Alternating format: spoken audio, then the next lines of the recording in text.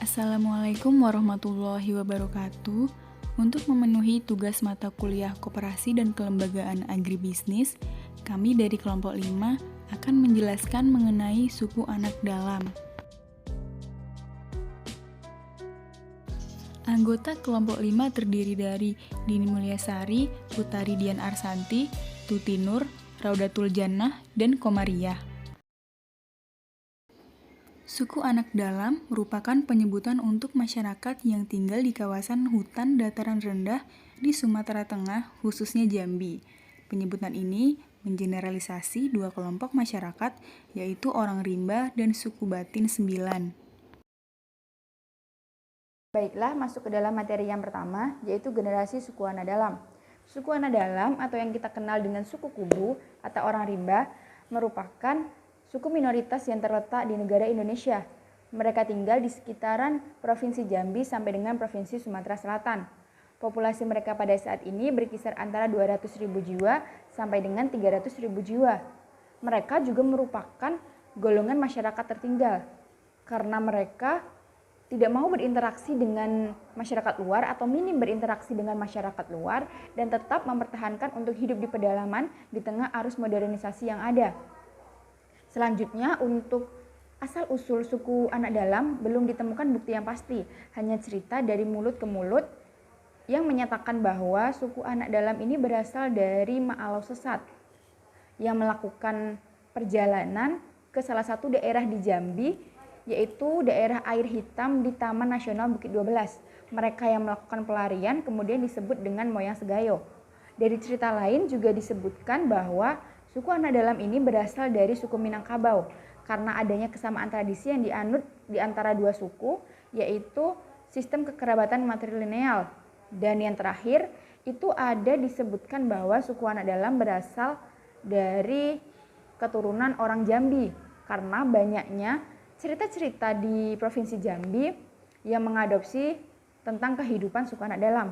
Nah, dari uraian-uraian tersebut kemudian disimpulkan bahwa keturunan suku anak dalam itu terbagi menjadi 3. Yang pertama, keturunan Minangkabau yang tinggal di daerah Kabupaten Bungo, Kabupaten Tebo, dan Kabupaten Mersan.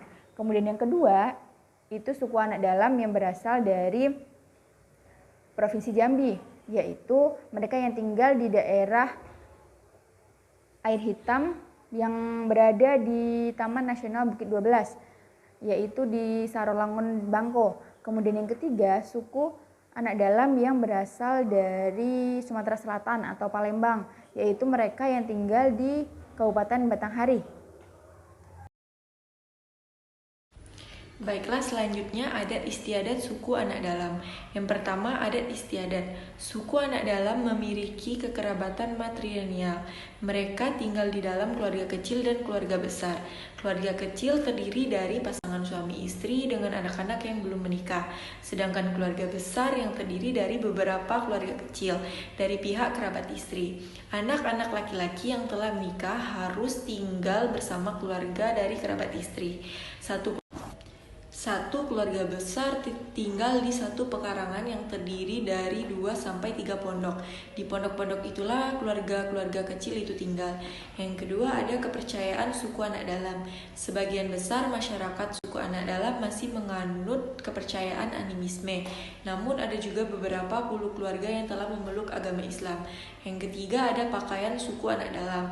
Karena merupakan masyarakat terasing, suku anak dalam masih mengenakan pakaian yang sangat sederhana. Para pria mengenakan cawat, sementara kaum wanita menggunakan bawahan seadanya.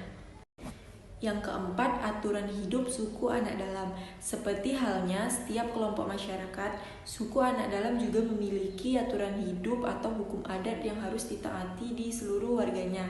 Ada 4 aturan hidup yang harus dijalankan, yaitu yang pertama ada melagun, yang kedua pantai dunia terang, yang ketiga aturan mandi, dan yang keempat larangan perduaan laki-laki dan perempuan. Kelembagaan yang ada di suku anak dalam adalah lembaga adat. Terdapat 2 peran lembaga adat dalam pembinaan perekonomian masyarakat suku anak dalam, diantaranya pembinaan organisasi, di mana lembaga adat melakukan pertemuan dengan suku anak dalam guna memfasilitasi dalam menjual hasil bumi yang dihasilkan oleh suku anak dalam, dan dengan melakukan pengaturan ekonomi masyarakat juga memberikan pemodalan usaha. Kemudian terdapat 3 kendala yang dihadapi lembaga adat dalam pembinaan perekonomian suku anak dalam, diantaranya minimnya minat masyarakat di mana kurangnya pengetahuan terkait manfaat dari bergabung di kelompok, kualitas sumber daya yang terbatas dari mulai pengawas, pengurus, dan anggota, juga keterbatasan modal. Kemudian terdapat 3 upaya yang dilakukan lembaga adat dalam pembinaan perekonomian suku anak dalam, diantaranya pelatihan bagi pengurus, mengembangkan bidang usaha, bekerja sama dengan pemerintah, di mana mengadakan kerjasama dalam bidang pengetahuan dan dana agar lebih terstruktur. Baiklah, saya akan melanjutkan penjelasan dari teman saya. 4. Kelembagaan Komunitas Konservasi Indonesia atau KKI Warsi. KKI Warsi merupakan organisasi non-profit yang melakukan kegiatan pendampingan masyarakat di dalam dan di sekitar hutan. KKI Warsi sendiri itu didirikan pada tanggal 27 Desember 1991 dan berkedudukan di Provinsi Jambi. Nah, ada 2 peran KKI Warsi. Yang pertama itu adalah melakukan penyelamatan hutan tersisa, dan yang kedua adalah pendampingan dan pemberdayaan suku adat marginal. Salah satu suku adat marginal yang ada di Provinsi Jambi adalah suku anak dalam atau SAD. Nah, peran KKI Warsi ini sendiri yaitu yang pertama adalah mendirikan asosiasi zona desa penyangga. Terus yang kedua adalah mendukung revitalisasi karet dan sawah irigasi. Ketiga, pengembangan potensi pada masyarakat suku anak dalam. Mendukung revitalisasi karet dan sawah irigasi ini merupakan sangat penting karena suku anak dalam ini sendiri itu mulai karet dan sawah ini menjadi sumber pendapatan mereka. Nah, selain itu juga KKI Warsi juga melakukan pengembangan potensi pada masyarakat suku anak dalam. Hal ini penting dilakukan karena tidak suku anak dalam itu harus mulai mengembangkan potensi-potensi yang ada pada diri mereka tanpa harus bergantung pada sumber daya alam. Kemudian penjelasan berikutnya adalah mengenai program konservasi dan suku adat marginal, yaitu suku anak dalam. Yang pertama itu adalah melakukan advokasi kebijakan, itu terkait kebijakan pemerintah terhadap pemberdayaan dan kemudian mendukung suku anak dalam. Kemudian kedua adalah pemberdayaan masyarakat suku adat marginal. Itu meliputi seperti pemberdayaan di bidang pendidikan sebagai fasilitator pendidikan, kemudian di bidang kemudian bidang ekonomi, dan ketiga adalah memfasilitasi kegiatan pendidikan atau sebagai fasilitator pendidikan. Ini sangat penting karena suku anak dalam sendiri itu di bidang pendidikan sangat tertinggal dibandingkan masyarakat pada umumnya, sehingga penting bagi pemerintah untuk melakukan pengembangan atau memfasilitasi kegiatan pendidikan. Yang keempat adalah perlindungan dan pemberdayaan suku adat marginal. Jadi suku anak dalam ini sendiri itu sering mendapat diskriminasi pada lingkungan sekitar saat berinteraksi dengan masyarakat sekitar hutan. Jadi disinilah peran pemerintah mana melindungi dan memberdayakan suku anak dalam itu sendiri sehingga mereka secara mandiri dapat secara mandiri dapat bertahan dan dapat memenuhi kehidupan mereka. Kemudian yang terakhir adalah melindungi sumber daya alam. Ini sangat penting dilakukan oleh KKI Warsi mengingat suku anak dalam ini sendiri sangat bergantung pada sumber daya alam. Contohnya itu adalah karet, kemudian ada rotan yang dapat dijadikan sebagai bahan kerajinan. Kemudian di bidang pangan, mereka juga sangat bergantung pada apa yang ada tersedia di hutan. Jadi inilah alasan mengapa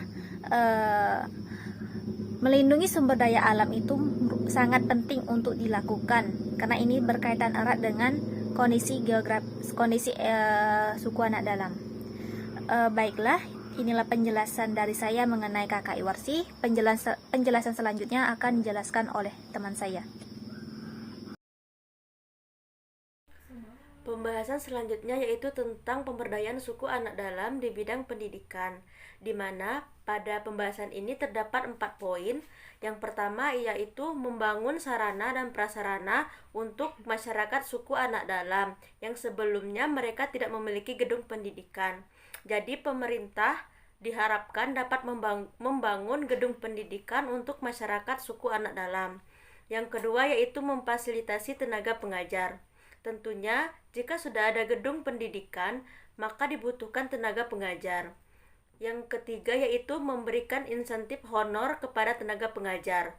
Seorang tenaga pengajar atau guru yang telah melaksanakan tugasnya, tentu mereka harus diberikan insentif atau honor, yang itu bisa diberikan oleh pemerintah. Dan selanjutnya yang terakhir itu memberdayakan masyarakat suku anak dalam bentuk beasiswa. Jadi bukan hanya masyarakat desa biasa yang bisa mendapatkan beasiswa, namun suku anak dalam juga seharusnya bisa mendapatkan beasiswa dari jenjang SMP, SMA, bahkan sampai ke universitas. Selanjutnya, selain pemberdayaan suku anak dalam di bidang pendidikan, di sini kami juga mengambil contoh pemberdayaan suku anak dalam di bidang permodalan atau perdagangan. Yang pertama di sini ada 2 poin, yaitu memberikan permodalan usaha dan melakukan budidaya ikan lele dan ikan nila. Nah, pada memberikan permodalan usaha ini hanya akan dibatasi setengah-setengah dari modal yang dibutuhkan atau modal yang diperlukan. Sehingga bila mana ada masyarakat atau anggota masyarakat sejahtera nanti bisa bekerja sama dengan kelompok mandiri sejahtera, maka mereka bisa memulai usahanya dan membagi keuntungan menjadi 2. Yang kedua yaitu melakukan budidaya ikan lele dan ikan nila. Meskipun belum sepenuhnya memberikan kesejahteraan yang diberikan oleh kelompok mandiri sejahtera kepada anggota dan masyarakat luas, namun kelompok mandiri sejahtera telah berupaya memberikan kesejahteraan di bidang budidaya ikan lele dan ikan nila ini. Setidaknya mereka sudah bisa mendapatkan keuntungan dari berbudidaya ikan lele dan ikan nila ini. Demikianlah presentasi dari kelompok 5, kurang dan lebihnya kami mohon maaf. Sekian dan terima kasih. Wassalamualaikum warahmatullahi wabarakatuh.